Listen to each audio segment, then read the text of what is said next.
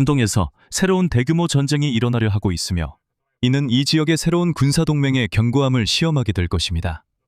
상기시켜드리자면 8월 7일 메카에서 사우디아라비아와 터키와 파키스탄이 나토 제5조를 본뜬 3자 방위 협정을 체결했습니다. 즉, 세 나라 중 한 나라에 대한 공격은 모두에 대한 공격으로 간주됩니다. 그리고 거의 즉시 왜 이 시점에 이 협정이 필요했는지 밝혀졌습니다. 협정 서명 하루 전 후티 반군이 예멘에서 사우디아라비아에 충성하는 세력에 지난 4년간 가장 대규모의 공격 중 하나를 가했습니다. 그리고 사우디아라비아 자체도 예멘과 이라크 두 방향에서 동시에 들어올 수 있는 조직적인 공격에 대비하고 있습니다. 그리고 이것은 이미 공식 정보기관의 자료입니다. 이번 방송에서는 군사동맹 자체와 예멘에서 지금 벌어지고 있는 일들을 분석해 보겠습니다. 왜냐하면 바로 이것이 모든 정황상 새로운 군사동맹의 첫 번째 실제 시험대가 될 것이기 때문입니다. 일부 이비어스에서는 이 방위동맹이 사실상 이스라엘을 겨냥해 만들어졌다고 주장하기도 합니다. 어쨌든 함께 알아봅시다. 제 이름은 알렉세이 패치입니다. 시작하기 전에 이 유튜브 채널을 구독해 주시길 부탁드립니다. 저희는 30만 구독자를 향해 나아가고 있습니다. 여러분의 구독 하나하나에 감사드립니다. 자, 사우디아라비아, 파키스탄, 터키 간의 방위동맹의 공식 명칭입니다. 메카 공동방위협정은 8월 7일 메카에서 사우디아라비아의 왕세자 무함마드 빈 살만에 의해 체결되었습니다. 터키 대통령 레제프 타이프 에르도안과 파키스탄 총리 샤바즈 샤리프가 서명했습니다. 공동 성명의 문구는 다음과 같습니다. 이 협정은 모든 형태의 침략 행위에 대한 집단 억지력을 강화하기 위한 것이며 세 국가 중 어느 한 국가에 대한 무력 공격이 세 국가 모두에 대한 공격으로 간주된다는 내용을 담고 있습니다. 이 문서는 이미 존재하는 사우디아라비아와 파키스탄 간의 상호방위에 관한 양자 전략적 협정을 기반으로 하고 있습니다. 2025년 9월에 체결된 협정입니다. 그리고 이제 그 논리가 터키에도 적용되었습니다. 서명 장소도 우연히 선택된 것이 아닙니다. 메카는 이슬람에서 가장 신성한 도시이기 때문에 이로 인해 협정의 상징적인 의미가 더해졌습니다. 파키스탄은 분명히 자국의 핵무기를 가지고 옵니다. 그리고 어느 정도 인도와의 전투에서 단련된 군대와 사우디아라비아에 제공하는 탄약도 가지고 있습니다. 사우디아라비아 공공외교 차관인 라예트 크렘니시는 이 동맹이 이 지역 어느 나라에도 위협이 되지 않는다고 강조했습니다. 네, 물론이죠. 벌써 믿어드렸습니다. 그리고 터키 관리도 이 협정은 방어적인 성격을 가지고 있으며 특정 세력을 겨냥한 것이 아니며 다른 나라들도 가입할 수 있다고 덧붙였습니다. 하지만 이 세 국가는 특히 이스라엘의 영향력과 최근 이 지역에서의 공격에 대해 우려하고 있습니다. 그래서 여기서 이런 이론이 나오게 됩니다. 이 동맹이 실제로는 이스라엘을 겨냥한 것이라는 주장도 있습니다. 이 세력이 실제로 이스라엘에 맞서 함께 행동할 수도 있다고 볼 수 있습니다. 특히 레제프 에르도안의 입장을 생각하면 더욱 그렇습니다. 하지만 한편으로는 터키가 현재 미국과 매우 가까워지고 있다는 점도 염두에 두어야 합니다. 그리고 워싱턴과의 조율 없이 이 세 나라가 이 동맹에 서명했을 가능성은 거의 없습니다. 그리고 미국이 이 동맹이 이스라엘을 겨냥하는 것을 허락했을 가능성은 거의 없습니다. 그래서 겉으로 보기에는 이스라엘을 겨냥한 것처럼 보일 수 있지만 터키가 혼자서 행동할 수 없다는 점을 잊지 마십시오. 그리고 터키가 F-35 전투기를 원한다면, 그리고 실제로 원하는 것으로 보이는데 그렇다면 분명히 이 동맹은 이스라엘을 상대로 사용되지 않을 것입니다. 이제 현실적으로 이 동맹이 실제로 얼마나 효과가 있을지 냉정하게 이야기해 봅시다.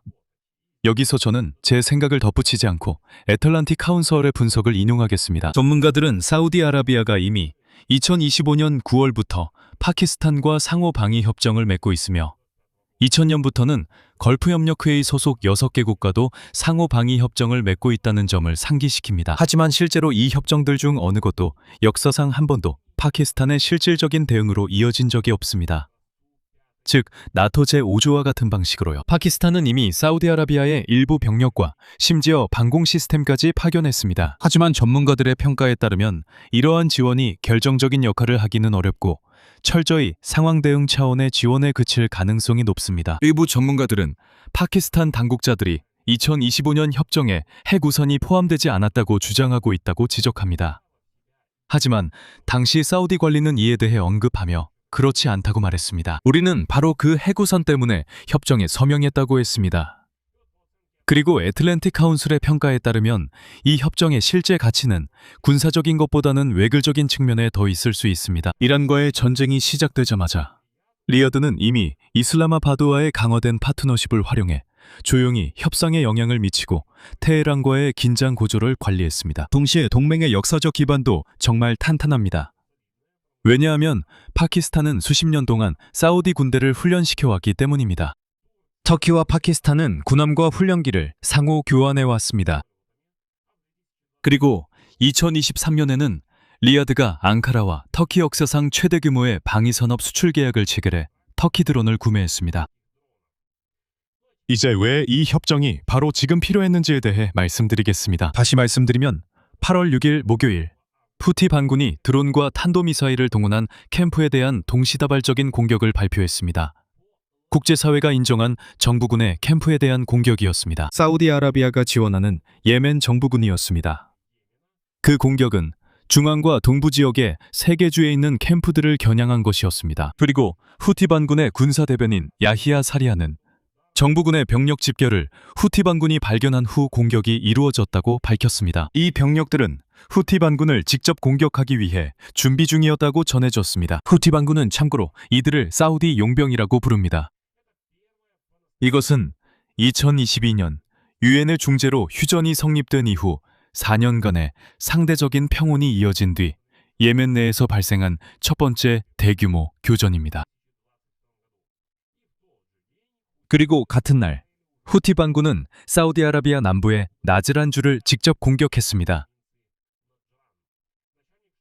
예멘 정부를 지원하는 연합군 참모총장인 사우디아라비아의 투르키 알 말레키 소장 11명의 민간인이 부상당했다고 밝혔습니다.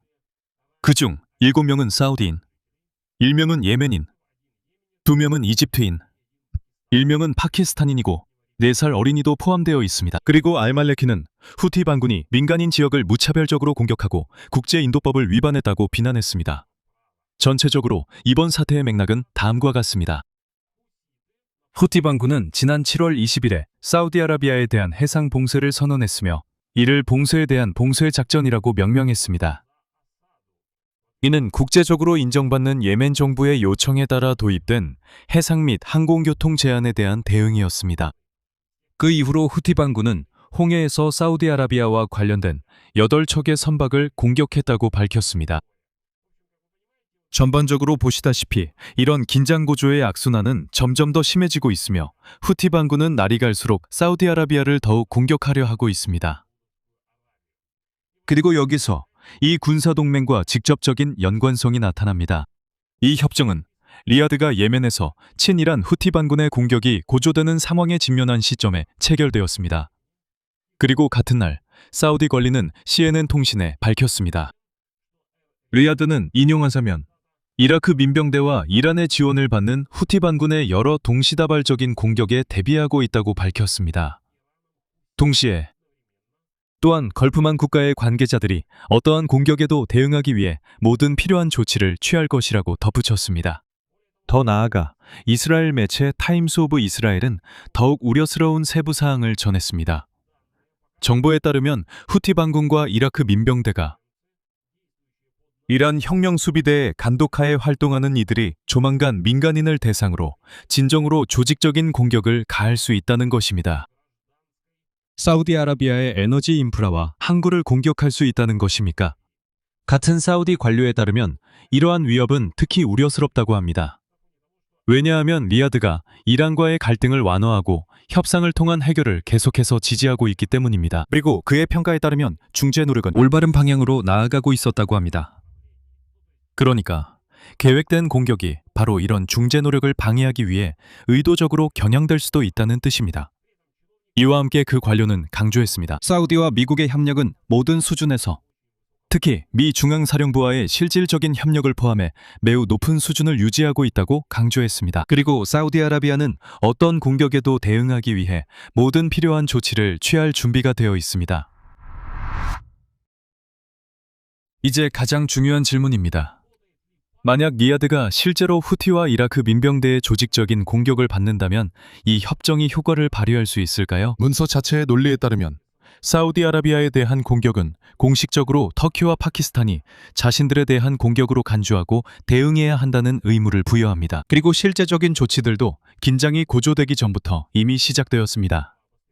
파키스탄은 이미 소규모 병력과 방공 시스템을 왕국에 파견했습니다. 2025년 협정의 결과로 이미 그렇게 했습니다.